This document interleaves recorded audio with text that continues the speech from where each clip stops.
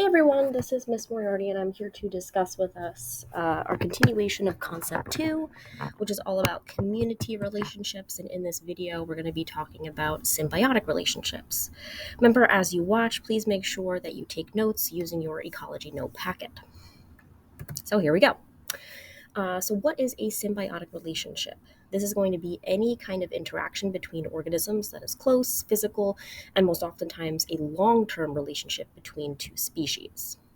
In the case of symbiosis, one species always tends to benefit, and it's usually always interspecific, meaning two different species are involved in a relationship with one another. The first type of symbiotic relationship is known as parasitism. So this is where one organism, a parasite, maybe like a tapeworm or a flea or a tick, is going to benefit from the relationship, while the other organism, called the host, is going to be harmed.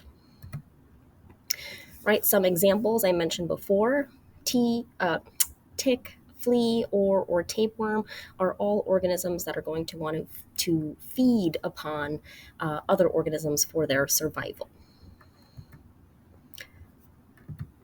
Now, it is crucial, though, in a parasitic relationship that the parasite not kill the host. The reason being is the fact that the parasite is going to be living off the host. So, kind of unlike our predator and prey situation, where our predator hunts and kills their prey, in this case, the parasite doesn't want to necessarily kill the host. It wants to still survive and live off of the host. And so here, for each parasite-host relationship to persist, each population must not have a devastating effect on each other. The parasite must allow that host to live long enough so that the parasite can continue to survive as well as spread. Now, the next type of symbiosis is known as commensalism. This is where one organism benefits while the other is actually unaffected.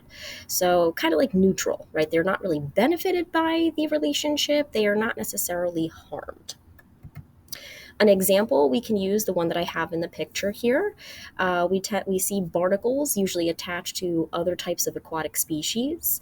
Barnacles are filter feeder-like organisms that, when those species tend to swim or move anywhere in that aquatic ecosystem, they can capture food.